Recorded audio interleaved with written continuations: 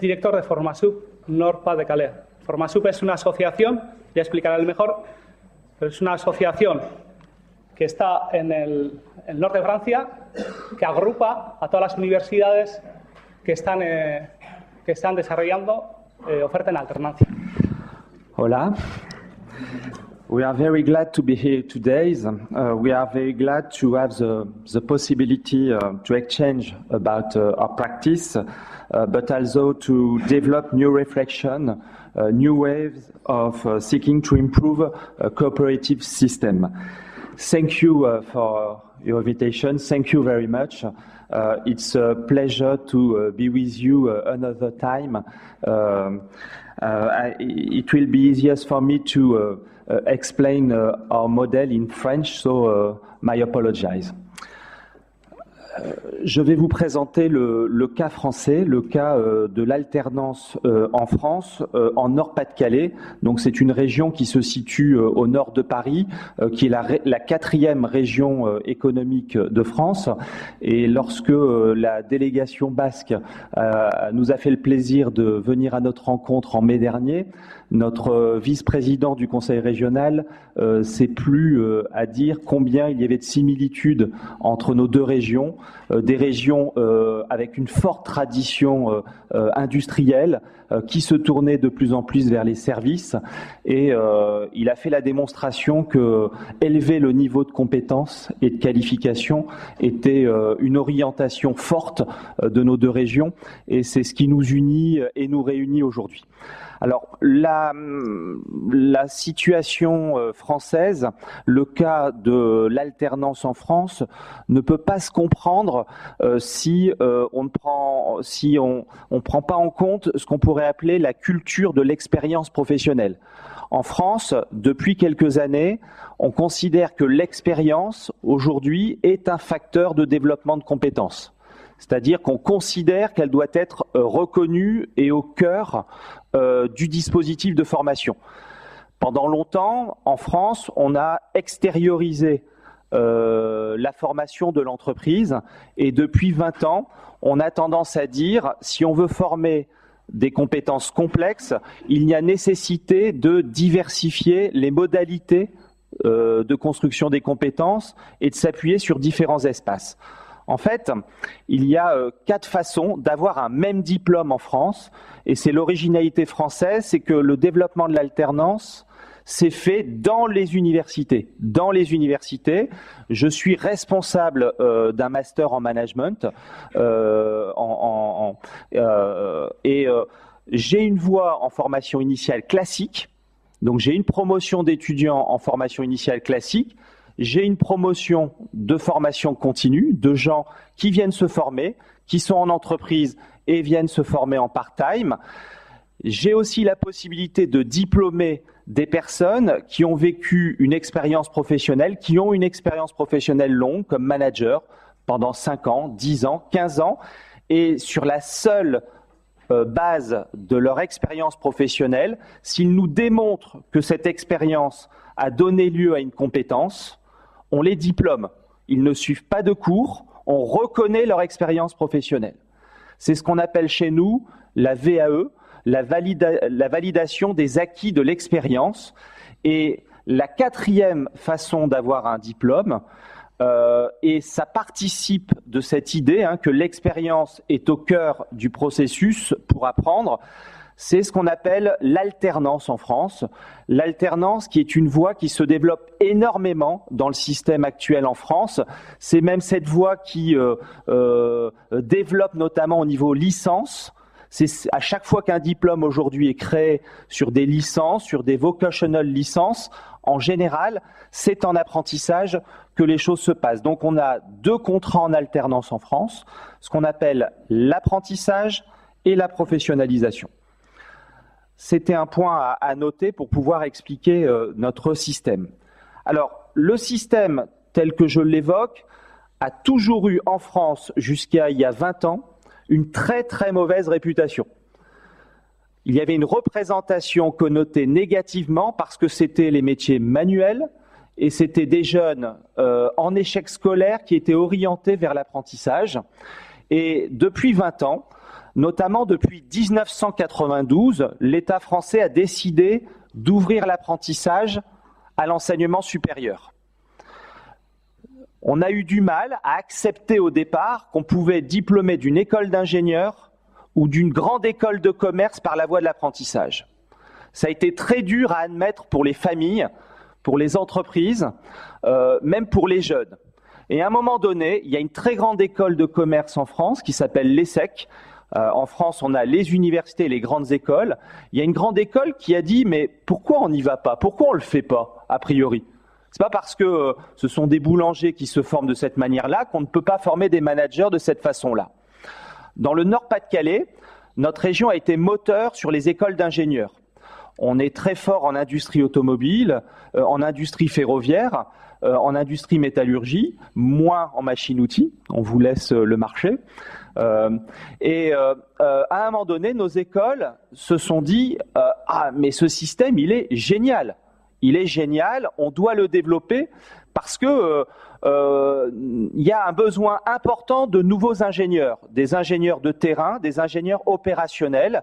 Et le système des grandes écoles françaises n'arrivait pas à produire suffisamment d'ingénieurs et surtout avec des profils différents d'autres ingénieurs.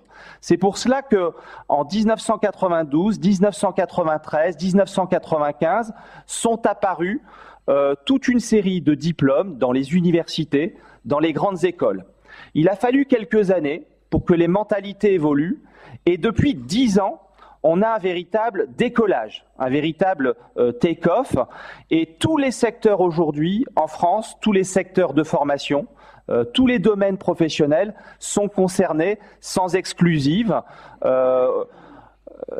Aujourd'hui, on a des diplômes de droit qui s'ouvrent à l'apprentissage. On a même des diplômes en sciences humaines, en art notamment, qui s'ouvrent en apprentissage, des diplômes d'infirmières qui s'ouvrent en apprentissage, au-delà de ce qui se fait dans le business. Notre croissance en France, la croissance du nombre d'apprentis est extrêmement forte. Nous avons doublé le nombre d'apprentis en 15 ans. Nous sommes aujourd'hui à 430 000 apprentis. Dans ma région, il y a 22 000 apprentis. En 2015, l'objectif, c'est qu'il y en ait 42 000. Alors que nous avons déjà doublé en 10 ans. Donc il y a une orientation extrêmement volontariste de l'État français et des régions, des territoires pour développer ce mode de formation. Actuellement, c'est 100 000 jeunes dans l'enseignement supérieur français qui suivent leurs études par la voie de l'apprentissage, dont 11 000 ingénieurs. Le gouvernement français mise beaucoup sur l'apprentissage, mais aussi beaucoup d'argent sur l'apprentissage parce que c'est un moyen notamment pour lutter contre le chômage des jeunes. C'est une orientation gouvernementale forte et l'objectif à terme, et ça a été annoncé par le gouvernement de Nicolas Sarkozy, est d'amener 800 000 jeunes à l'apprentissage, à l'alternance, 800 000. À un moment donné, c'était même 1 million de jeunes, il s'est calmé, ça sera 800 000 a priori. Alors, pour vous définir les caractéristiques du système, qui est très proche du système allemand, alors c'est un système dont peuvent bénéficier les jeunes de 16 à 25 ans. Il combine deux statuts, le statut de travailleur et le statut d'étudiant. Vous n'êtes pas seulement travailleur, vous n'êtes pas seulement étudiant, vous êtes les deux. C'est un statut spécifique dans le droit du travail, le statut d'apprenti. C'est posé dans la législation. Ça veut dire que vous avez deux espaces pour vous former, puisqu'on considère que le travail, c'est un lieu de formation. On travaille, mais on se forme également. Ça veut dire qu'on partage aussi son temps entre l'entreprise et l'école, comme vous l'avez ici à IMH. Ça veut dire aussi, et c'est une obligation de la loi, que puisque c'est un système de formation, à la fois dans l'entreprise et à la fois à l'école, il y a des mentors qui vous accompagnent. C'est une obligation. et ces mentors doivent justifier d'un niveau de qualification à minima ou d'une expérience professionnelle dans le domaine de formation pour prétendre à un moment donné accompagner un jeune. La caractéristique, c'est qu'il y a un contrat de travail. Vous l'avez compris, il y a un contrat de travail. Ce n'est pas simplement une convention, il y a un contrat de travail. Ça veut dire que c'est normé par le Code du travail. Le jeune se forme dans ce qu'on pourrait appeler un centre de formation d'apprentis. Donc je dirige un centre de formation d'apprentis. Ça veut dire que c'est un lieu de formation qui sait, à un moment donné, adapter sa pédagogie et ses modalités d'organisation au statut spécifique du jeune. C'est important à considérer. Les rythmes, les liens avec les entreprises sont importants à intégrer. Donc vous l'avez compris, on utilise le travail pour se former. C'est une donnée importante. L'expérience professionnelle est un levier de développement des compétences. Et en même temps, il y a des cours en parallèle, mais ça ne veut pas dire qu'on juxtapose. D'un côté, il y a les cours, d'un autre côté, il y a le travail. L'idée, à un moment donné, c'est de faire évoluer la pédagogie pour faire en sorte que l'expérience soit utilisée comme vecteur de formation. C'est une donnée importante. On peut vivre une expérience sans apprendre. Donc le système en apprentissage vise à utiliser l'expérience comme moteur de développement des compétences. Le jeune peut avoir des rythmes très différents selon les diplômes, selon les secteurs professionnels. Par exemple, en comptabilité, ça peut être un rythme où il va faire une semaine toute l'année, sauf en janvier, février, où il faut consolider les comptes, donc il sera présent en permanence en entreprise. En Nord-Pas-de-Calais, la grande distribution est extrêmement puissante. On a un représentant ici d'une formation en grande distribution. Donc on a notamment le groupe Auchan, le groupe Mullier, le groupe Decathlon, qui ont leur siège dans la région Nord-Pas-de-Calais, le Roi Merlin. Et donc, eux aiment avoir les jeunes en fin de semaine, le mercredi, jeudi, vendredi, samedi ou jeudi, vendredi, samedi. Donc, on adapte les rythmes dans la semaine, donc le lundi, mardi, en école, le reste de la semaine en entreprise. Une autre caractéristique du cas français, c'est que il y a un système institutionnel, juridique et financier qui soutient le développement du système. Il y a notamment des aspects financiers qui sont extrêmement importants.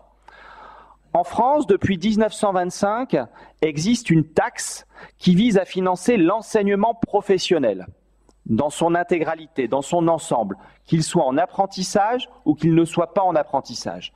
Et depuis quelques années, l'État français tend à dire l'argent que les entreprises donnent pour financer la formation des jeunes doit revenir à un moment donné à la formation des jeunes qui font l'apprentissage. Donc c'est 0,5% de la masse salariale des entreprises françaises. C'est un volume financier extrêmement important et très stratégique, à la fois pour les universités qui captent cet argent, mais aussi pour les entreprises et les directeurs des ressources humaines qui orientent à un moment donné cet argent. Ça veut dire qu'elles nouent des relations privilégiées à certaines écoles. C'est une manière de soutenir leur développement. Ce qui est important à considérer, c'est que les entreprises doivent aussi, lorsqu'elles dépassent 250 personnes, accueillir obligatoirement des jeunes en apprentissage. Ça va être porté à 4% des effectifs. Donc là aussi, il y a une démarche extrêmement volontariste. L'État français dit que la formation professionnelle doit être partagée entre les différents acteurs. Donc il doit y avoir une démarche volontariste. Les entreprises ne sont pas obligées de rentrer dans cette démarche. Mais si elles ne rentrent pas dans cette démarche, il y a un malus. L'idée, c'est de dire qu'elles doivent payer plus d'impôts parce que ce sont d'autres entreprises qui vont former leur personnel de demain. Les entreprises qui dépassent leur effort en la matière ont un bonus. Ça veut dire qu'on va leur accorder davantage encore d'exonération de charges. Puisque lorsqu'on accueille des apprentis, il y a exonération des charges sociales et patronales, et il y a aussi une aide à l'effort de formation. Par exemple, la région Nord-Pas-de-Calais accorde 1 800 € lorsqu'une entreprise accueille un jeune en apprentissage. Par jeune, 1 800 € annuels, parce qu'il faut accueillir, intégrer, former, il faut avoir un mentor, un tuteur qui aide au quotidien. Le système que je vous présente ne peut pas marcher si l'enseignement supérieur ne fait pas évoluer ses pratiques. La posture de l'enseignant magistral face à des jeunes qui travaillent au quotidien, ce n'est pas possible. Vous le sentez vous-même lorsque vous êtes assis et vous devez écouter quelqu'un. C'est toujours très difficile à un moment donné. Il y a toujours un temps d'accoutumance, mais aussi on a envie de débattre, on a envie d'échanger, on a envie de croiser ces expériences. C'est pour ça qu'en France, le développement de l'alternance est aussi le pivot de développement des pratiques dans l'enseignement supérieur. Ce n'est pas simplement qu'un système pour insérer des jeunes, pour les former, c'est aussi une manière de faire évoluer le système de l'enseignement supérieur dans son intégralité. Et il y a des pans entiers aujourd'hui de l'enseignement supérieur français qui ont évolué à un moment donné avec le développement de l'alternance. On sent que les constats que l'on peut faire, c'est que ça peut être un bon système à certaines conditions. Si ces conditions ne sont pas respectées, ça sera même un mauvais système, plus mauvais que le système par la voie full-time. La première condition pour que ça marche, pour que ça fonctionne, et on en a beaucoup parlé durant ces 2 derniers jours entre représentants des différents dual systèmes européens, c'est l'importance de la réflexion. Il faut qu'il y ait une réflexion sur l'action. Il faut qu'il y ait une réflexion sur l'expérience professionnelle. Et il existe différents outils pour cela. Il s'agit à un moment donné de mettre en place ces outils et de les développer au service des jeunes que l'on accueille en lien avec les entreprises, nous sommes bien d'accord, puisqu'il y a un partage de la formation. Autre aspect important à considérer, c'est que nous devons privilégier, à mon sens, lorsqu'on accueille et forme des jeunes en apprentissage, des pédagogies dynamiques, des pédagogies actives. Nous avons beaucoup parlé, nos collègues suédois ont évoqué notamment les méthodes en termes de PBL, Problem Based Learning, c'est-à-dire que lorsqu'on pratique de l'apprentissage, un jeune qui est présent dans une entreprise, il doit résoudre des problèmes. Il ne se dit pas, tiens, j'ai un cours de mathématiques, j'ai un cours à un moment donné sur un business model, sur la stratégie d'entreprise. Il se dit à un moment donné, j'ai un problème et je dois croiser différentes connaissances. Donc là, l'idée, c'est de transversaliser d'une certaine manière les modes d'apprentissage. On a des écoles d'ingénieurs en France, et notamment dans le réseau Formasup, où il n'y a plus de cours magistral. Alors, ce sont des écoles extrêmement innovantes. Et la commission des titres d'ingénieurs en France, qui est le board à un moment donné qui gère le diplôme, l'accréditation, a accrédité ces écoles lorsqu'elles développaient des modes d'apprentissage très actifs, très dynamiques, plus de cours, c'est uniquement une construction active par les jeunes de leurs connaissances. Alors là, on est sur certaines écoles qui vont très loin. Donc c'est ce que je vous disais, on doit avoir des enseignants qui sont aussi capables de sortir de leur discipline strictement pour aborder des aspects plus transversaux liés aux problématiques que rencontrent les jeunes en entreprise. Il s'agit aussi à un moment donné d'avoir des enseignants qui ne soient pas seulement dans une posture magistrale d'experts, mais qui soient aussi en capacité d'accompagner individuellement les jeunes. L'accompagnement est fondamental, on a des jeunes qui construisent une trajectoire dans l'entreprise et en centre de formation, qui développent des projets en entreprise, et il faut pouvoir les accompagner en tenant compte de leur situation personnelle. Et enfin, l'une des conditions de la réussite, c'est la qualité du partenariat. Cette qualité du partenariat, vous en aurez un bel exemple à travers ce qui se fait en Allemagne. On sent bien qu'en matière de recrutement, en matière d'évaluation, en matière à un moment donné de définition des programmes et des curriculums de formation, en matière de séquençage, de découpage à un moment donné d'une progression dans le temps pour un jeune, on sent bien que ce qui fait la réussite du système, c'est le dialogue permanent entre les représentants de l'entreprise et les représentants d'une école. Voilà présenté de manière très ouverte notre système. Quels sont les constats pratiques que l'on peut faire au bout de 20 ans de fonctionnement ? On fêtera les 20 ans de l'apprentissage dans l'enseignement supérieur l'année prochaine en France. Quels sont les constats pratiques que l'on peut faire ? À l'évidence, ça permet de renforcer les liens entre les universités et le monde de l'enseignement supérieur. Le monde académique, ça c'est une évidence, on sait se parler. Il n'y a plus de différence culturelle, on est en permanence en lien et ça permet de réagir très vite, d'être dans une flexibilité à un moment donné pour aménager nos programmes, pour aussi insérer plus facilement nos jeunes, puisqu'on a des contacts en permanence. Deuxième constat, c'est la motivation des jeunes apprentis. Je suis toujours très frappé de constater combien ils sont impliqués dans ce qu'ils font. Alors, c'est une généralité. Vous trouverez toujours des jeunes en décrochage ou qui sont en difficulté à un moment donné ou qui n'apprécient pas le modèle. Mais globalement, je suis extrêmement frappé de constater la motivation extrêmement forte.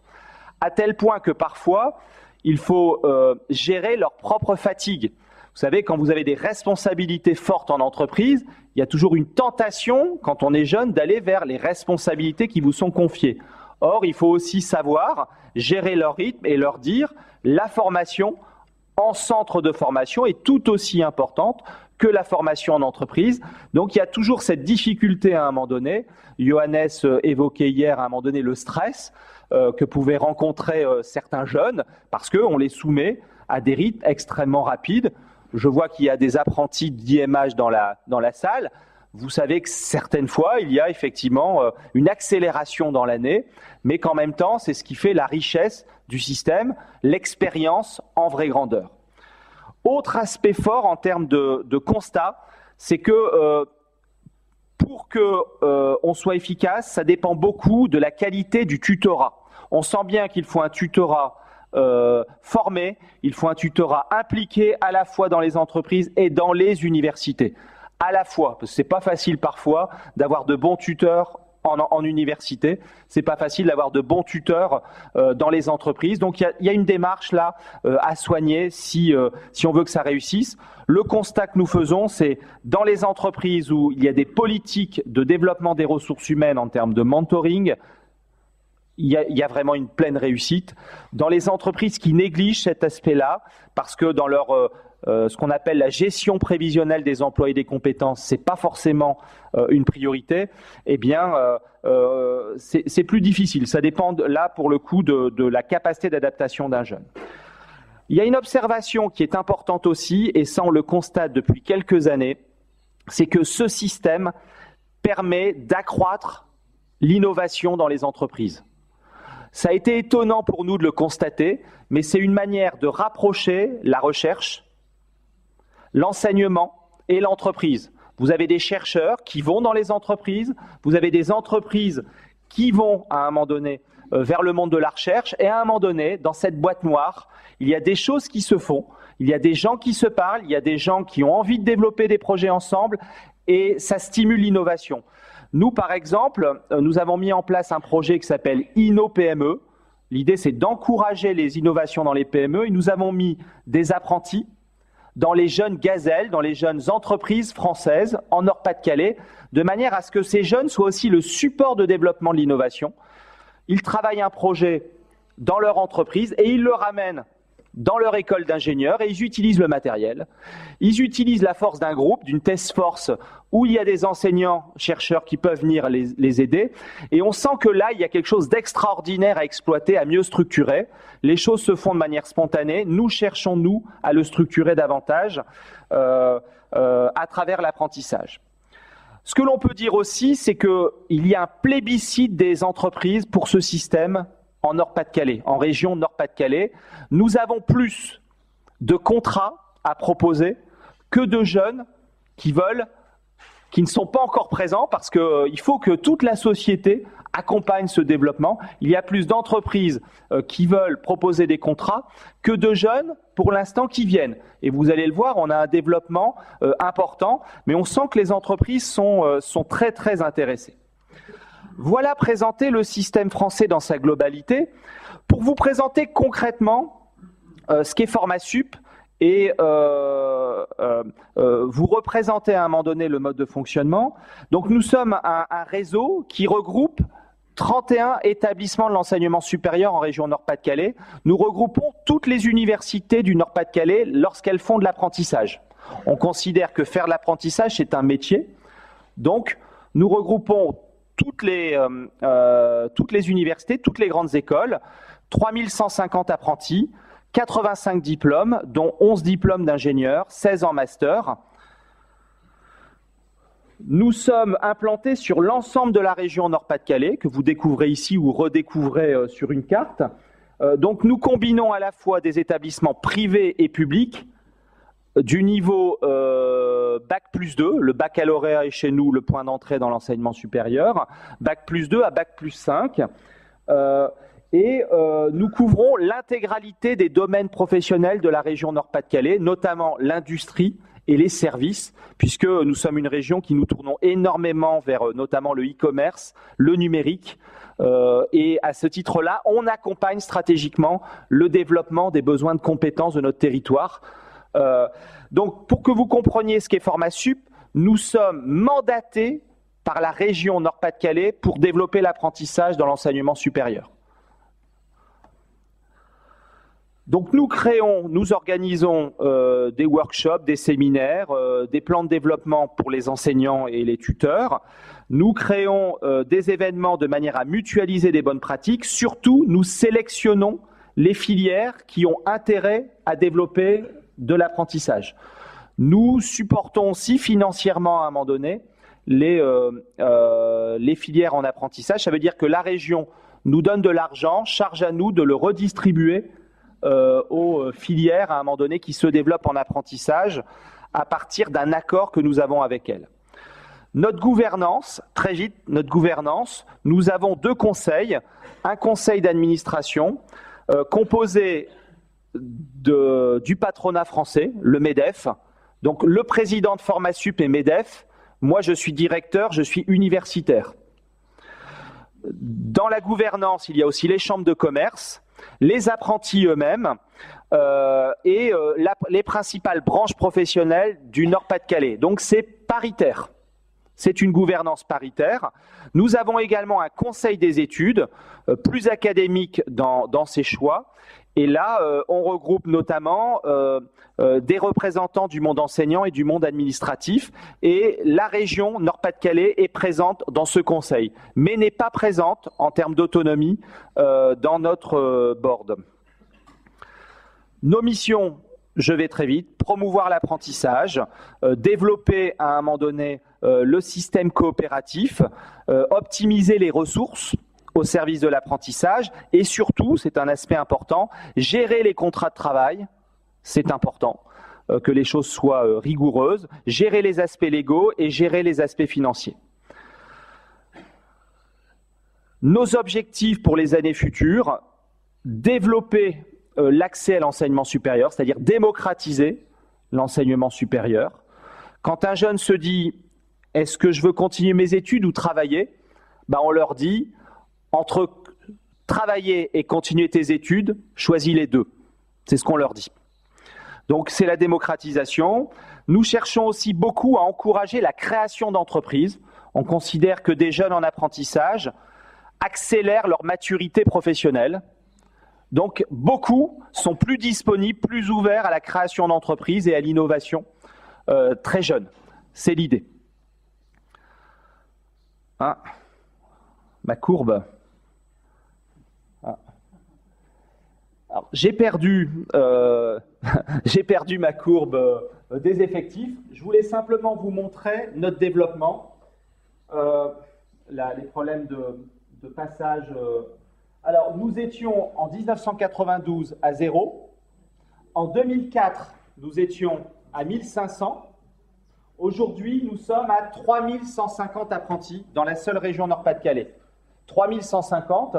J'ai eu les chiffres la semaine dernière de notre rentrée universitaire. On fait encore plus 10% sur une année. Et on a un développement de l'ordre de 8 à 10% chaque année depuis 10 ans.